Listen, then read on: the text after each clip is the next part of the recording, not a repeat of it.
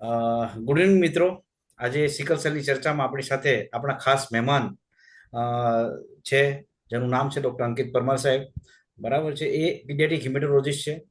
ઘણા લાંબા સમયથી સિકલ સેલ, થેલેસેમિયા, હિમોફિલિયા એટલે કે હિમોગ્લોબિનોપેથી માટે કામ કરી રહ્યા છે. એમની ઘણી બધી નિઃશુલ્ક સેવાઓ આપણે બધા જ લઈ રહ્યા છે. આપણે ઘણા બધા અ, જે પેશન્ટ મિત્રો છે, જે વોરિયર છે, તે એમના લાભ રહ્યા છે. એમની પાસે બહોળો અનુભવ છે. અને આજે ખાસ એમને આજે અહીંયા આપણા જે મંચ પર આમંત્રિત કરવાનો એક ખાસ ટોપિક લઈને આવ્યા છીએ કે ભાઈ સિકલ સેલ ડિસીઝની અંદર વેક્સિનનું મહત્વ શું છે. કે ઘણા બધા લોકોને જે મેડિકલ હોય, પેરામેડિકલ હોય કે પછી આપણા જે સિકલ સેલ વોરિયર છે એ લોકોને ઘણી બધી વસ્તુનું કદાચ થોડું જ્ઞાન હશે, ઓછું જ્ઞાન હશે. તો એની માટે આપણે થોડી ડિટેલ ચર્ચા કરવા માટે આપણે આજે અંકિત પરમાર સાહેબને અહીંયા આમંત્રિત કરી રહ્યા છે. એ પોતે સુરતથી છે, પોતે પીડિયાટ્રિક હિમેટોલોજીસ્ટ છે અને એમનું પોતાનું south Gujarat hematology oncology centre Surat Udhna ખાતે એમની પોતાની હોસ્પિટલ ચલાવી રહ્યા છે. અને ગુજરાતના સાઉથ ગુજરાતના મોટા ભાગની જગ્યાએ એ પોતાની સેવા આપી રહ્યા છે. તો આજે વધારે સમય વગાડતાની આપણે અંકિત પરમાર સાહેબને આમંત્રિત કરીએ છીએ. વેલકમ અંકિતભાઈ. થેન્ક યુ ડેક્સ્ટરભાઈ. ખાસ કરીને અંકિતભાઈ, હવે તમારી પાસે એક એવી અપેક્ષા છે કે ભાઈ આપણે સિકલ સેલની અંદર જે વેક્સિનનું જો મહત્વ છે, તો પહેલા તો આ સિકલ સેલ ડિસીઝ વાળા લોકોને કઈ કઈ રૂટીન વેક્સિન લેવાની જરૂર પડે, આપણે એની ચર્ચા કરીશું. પછી થોડી આગળ ચલવીશું. તો સિકલ સેલ ડિસીઝ છે ને એક ઇમ્યુનો કોમ્પ્રોમાઇઝ સિચ્યુએશન કહેવાય. ઇમ્યુનો કોમ્પ્રોમાઇઝ એટલે કે એ લોકોમાં જે રોગ પ્રતિકારક શક્તિ હોય તે નોર્મલ જે પણ વ્યક્તિ હોય એ લોકો કરતાં બહુ ઓછી હોય. હવે એટલે એ લોકોને વેક્સિન એ એમ સમજો કે સૌથી મહત્વની દવા કહેવાય. એ લોકોમાં જે સ્પ્લીન હોય એમ એનેટોમિકલી જોઈએ તો 5 વર્ષે જતું રહે, પણ ફંક્શનલી 1 વર્ષની અંદરથી એ ફંક્શન કરતું બંધ થઈ જાય. સ્પ્લીન ફંક્શન કરતું બંધ થઈ જાય એટલે કે આપણી બોડીમાં જે બી રોગ પ્રતિકારક શક્તિ, જેને આપણે એન્ટીબોડી કહીએ, જે સ્પ્લીનમાંથી યુઝ્યુઅલી બનતી હોય છે, એ સિકલ સેલમાં કામ કરતી ઓછી થઈ જાય. એટલે આ લોકોમાં વેક્સિન એ બહુ જ અગત્યની દવા આપણે કહી શકીએ છે. તો એ લોકોને આપણું રૂટીન એટલે નેશનલ ઇમ્યુનાઇઝેશન શેડ્યુલ જે આપણે ગવર્મેન્ટ ઓફ ઇન્ડિયા દ્વારા જે જાહેર કરેલું છે, એ તો સ્ટ્રિક્ટલી ફોલો કરવું જ જોઈએ. જેમાં આપણે એમના શેડ્યુલ પ્રમાણે જે બી વેક્સિન, એજ એપ્રોપ્રિએટ વેક્સિન છે તે તો આપવી જ જોઈએ. તે છતાં most important pneumococcal vaccine, meningococcal vaccine, influenza, એમાં આપણી ફ્લૂ વેક્સિન અને એચ ઇન્ફ્લુએન્ઝા બી અલગથી આપણને નથી મળતી, પણ જે આપણી 5 ગોળી પેન્ટાવેલેન્ટ ઓર હેક્ઝાવેલેન્ટ વેક્સિન હોય તેનો પાર્ટ હોય છે. તો એ વેક્સિન, ટાઇફોઇડ, હેપેટાઇટિસ એ, હેપેટાઇટિસ બી, આ વેક્સિન કમ્પલસરી લેવી જોઈએ.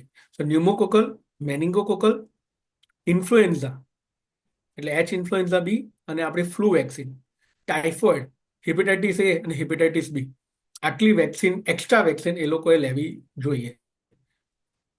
અને ખાસ કરીને આ જે વેક્સિન છે એ બાળકોની અલગ આવે અને મોટાઓની અલગ આવે એવું ખરું? ના, હવે વેક્સિન તો સેમ જ હોય છે, પણ કયા પેશન્ટને ક્યારે વેક્સિન કેટલી આપવાની એ એજ પર ડિફાઇન થાય છે.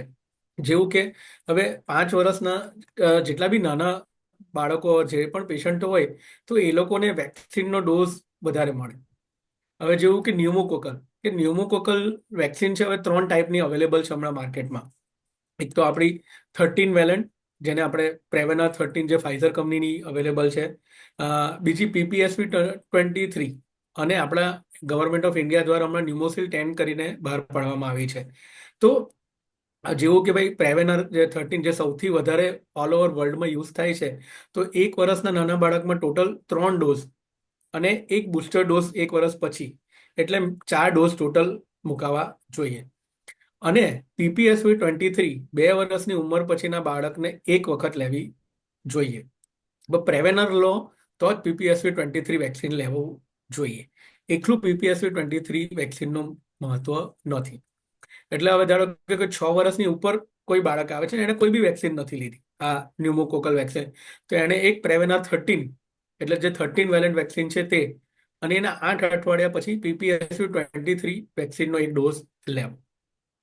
તો આ મિનિમમ રિક્વાયરમેન્ટ કહેવાય. કારણ કે સિકલ સેલમાં ન્યુમોકોકલ ઇન્ફેક્શન સૌથી વધારે કોમન છે અને સૌથી વધારે ડેન્જરસ. જે બાળકોમાં વારે ઘડીએ ન્યુમોનિયા થાય છે, તો એમાં ન્યુમોકોકલ જે બેક્ટેરિયા છે એ સૌથી વધારે હાનિકારક કહેવાય. બીજું આવે મેનિંગોકોકલ. તો મેનિંગોકોકલની 2 વર્ષની ઉંમર પછી આપણે એક ડોઝ અને દર 5 વર્ષે એક ડોઝ લઈ શકાય. Flu vaccine. ફ્લૂ વેક્સિન એવું કહેવાય કે જેવી સિઝન ચાલુ થાય, એટલે જેવી કે હમણાં વરસાદની સિઝન આવે ત્યારે જુલાઈથી એમ સમજો કે સપ્ટેમ્બરમાં એક ડોઝ લઈ લેવો જોઈએ દર વર્ષે. કેમ કે આ લોકો જે આપણા સિકલ સેલના દર્દીઓ છે એ લોકોને જેવી વિન્ટરની સિઝન એટલે કે શિયાળો આવશે તો ત્યારે એ લોકોને ઇન્ફેક્શન એટલે ફ્લૂનો વાયરલ ઇન્ફેક્શન અને એના લીધે ન્યુમોનિયા થવાના ચાન્સીસ વધી જાય. બીજું, ટાઇફોઇડની વેક્સિન. સિકલ સેલમાં particularly paratyphoid infection is very common. પેરાટાઇફોઇડના લીધે ઓસ્ટિયોમાઇલાઇટિસ એટલે કે બોનનું ઇન્ફેક્શન બહુ કોમન છે, તો એનો એક ડોઝ લેવો જોઈએ. અને હિપેટાઇટિસ અને હિપેટાઇટિસ બી ને વેક્સિન એજ એપ્રોપ્રિએટ આવે. હવે ધારો કે કોઈ એડલ્ટ છે કે 18 વર્ષની ઉપર છે તો એ લોકો એક મેનિંગોકોકલનો ડોઝ, એક ન્યુમોકોકલનો ડોઝ, એક PPSU23નો અને એક ફ્લૂનો ડોઝ લઈ શકે. અને હિપેટાઇટિસ બી ડિપેન્ડ કરે કે એને કઈ દીધું. તો ખાલી ડોઝનો ફરક આવશે, બાકી વેક્સિન તો ઓલમોસ્ટ સેમ જ આવશે એ લોકોની. ખાસ કરીને આપણે ઘણા બધી મેં આટલા વખતથી જોઉં છું તો ઘણા લોકો વેક્સિનથી ડરતા બહુ હોય છે કે ભાઈ એની આડઅસરો બહુ થાય છે, આ છે તે છે, ઘણા બધા મિસકન્સેપ્શન હોતા હોય છે. તો એવું જરૂરી નહીં ને કે ભાઈ આને અપાય અને ના અપાય, દરેકે લેવું જ જોઈએ. એની કોઈ એવી કઈ મોટી આડઅસરો થાય ખરી કે કોઈ? ના, આ વેક્સિન એમ સમજો કે આપણે સૌથી સેફેસ્ટ વેક્સિન કહેવાય. અને પ્રોપર ડોક્ટર દ્વારા એટલે કે કોઈ પીડિયાટ્રિશિયન કે તમારા હેલ્થ સેન્ટરમાં જે ક્વોલિફાઈડ ડોક્ટર્સ દ્વારા જો આપવામાં આવે તો એમ કહેવાય કે સૌથી સેફ વેક્સિન કહેવાય. અને અમે રૂટીન પ્રેક્ટિસમાં આ બધી વેક્સિનની કોઈ આડઅસર જોતા નથી. જેવું કે આ વેક્સિનમાંથી કોઈ પણ વેક્સિનમાં ફીવર નથી આવતું. બરાબર, પેન એ બી એક કીડી કરડે જેટલું થોડું પેન થાય છે, બસ એનાથી વધારે નથી. અને જે પણ જે સાઈડ ઇફેક્ટ હોય છે બહુ જ ઓછી હોય છે અને બધી મેનેજેબલ સાઈડ ઇફેક્ટ હોય છે. એટલે તમે જો પ્રોપર જગ્યાએ અને પ્રોપર શેડ્યુલ પ્રમાણે જો વેક્સિન લેશો તો આડઅસર આવવાની શક્યતા ઓલમોસ્ટ નહીવત જેવી કહેવાય.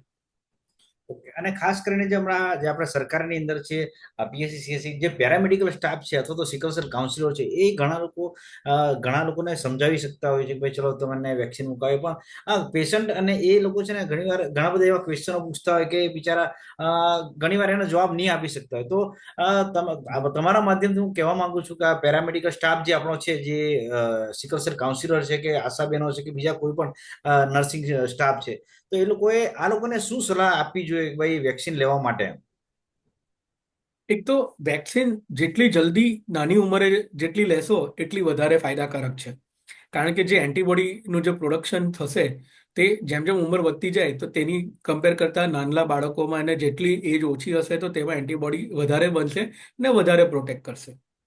અને આ વેક્સિન દરેક સિકલ સેલ પેશન્ટે કમ્પલસરી લેવું જોઈએ એવું કહેવાય. કેમ?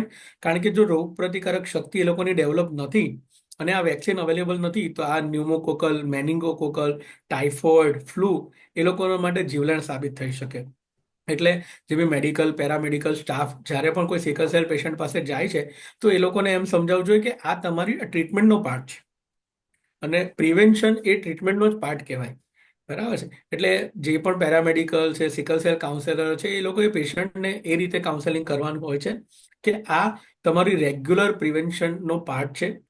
આનાથી તમારી રોગ પ્રતિકારક શક્તિ વધશે, તમારા કોમ્પ્લિકેશન ઓછા થશે, તમારું હોસ્પિટલાઇઝેશન ઓછું થશે અને ઓવરઓલ મોસ્ટ ઓફ જગ્યા પર જો ધારો કે પેશન્ટ કોઈ પૈસા ખર્ચે તો આ તમારું એક ઇન્વેસ્ટમેન્ટ તરીકે જોવાનું. આ તમે ઇન્વેસ્ટ કરો છો અને એ ઇન્વેસ્ટમેન્ટનું એમ સમજો કે બહુ સારું ફળ મળશે. એટલે દરેક પેશન્ટને આપણે કન્વિન્સ કરવું જોઈએ. હેલ્થ સેન્ટરમાં મેડિકલ ઓફિસરોએ એન્કરેજ કરવું જોઈએ જે બી સિકલ સેલ વાળું પેશન્ટ આવે જ્યારે ડાયગ્નોસ થાય ત્યારે જ એ પેશન્ટને આપણે એમ સમજો કે આ સલાહ મળવી જોઈએ કે ભાઈ તમારે એક્સ્ટ્રા વેક્સિન મુકાવવાની છે. પેશન્ટને કોમ્પ્લિકેશન થાય એના પછી કરવા કરતાં કોમ્પ્લિકેશન ડેવલપ થાય એની પહેલાં જો વેક્સિન મૂકેલી હોય તો કદાચ એ પેશન્ટને કોમ્પ્લિકેશન પણ નથી થતા. એમાં બી ન્યુમોનિયા બહુ ડેન્જરસ એમ સમજી શકો કે ભાઈ કોમ્પ્લિકેશન કહેવાય. ઘણા બધા પેશન્ટ એના લીધે એક્સપાયર પણ થઈ ગયા છે. તો આ એક બહુ અગત્યનો પાર્ટ કહેવાય સિકલ સેલ ટ્રીટમેન્ટનો, એ રીતે એમને સમજાવવું જોઈએ. અને જ્યારે કદાચ આપણે વેક્સિન લઈએ એટલે ઘણા બધાના આવા ક્વેશ્ચન હોય છે કે આપણે વેક્સિન લઈએ તો પછી આપણે જે સિકલ સેલની દવા લેતા હોય તે થોડા સમય માટે બંધ કરવી જોઈએ કે સિકલ સેલ દવા ચાલુ હોય ને વેક્સિન પણ એ વખતે લઈ લે તો કે એમાં કોઈ જરૂરી નહીં કે કોઈ દવા બંધ કરવાની જરૂર પડે કે એવું કંઈ? ના, જો તમને કોઈ બીજી કોઈ પ્રોબ્લેમ નથી તો તમારી રૂટીન દવા પણ ચાલી રાખી શકો અને વેક્સિન પણ લઈ શકો છો, કારણ કે આ વેક્સિનથી કોઈ ફીવર કે બીજી કોઈ આડઅસર નથી. તો તમારી જે રૂટીન દવાઓ ફોલિક એસિડ કે કેલ્શિયમ કે હાઇડ્રોક્સિયુરિયા છે એ તમે ચાલુ રાખી શકો છો. બરાબર? એટલે વેક્સિન એટલી સેફ છે કે આ બધી દવાઓની સાથે તમે એકદમ સારી રીતે લઈ શકો છો, અને તમને કંઈ પણ પ્રોબ્લેમ હોય તો તમારા નિયર બાય ફિઝિશિયન કે પીડિયાટ્રિશિયન કે હિમેટોલોજીસ્ટની સલાહ લઈ શકો છો જ્યારે પણ તમને ડર લાગે ત્યારે. તો એ તમને સારી રીતે સમજવામાં અને વેક્સિન કેમ લેવી જોઈએ તો એના માટેની અગત્યની માહિતી આપી શકે, અને તમે વધારે કોન્ફિડન્ટથી આ બધી વેક્સિનો લઈ શકો.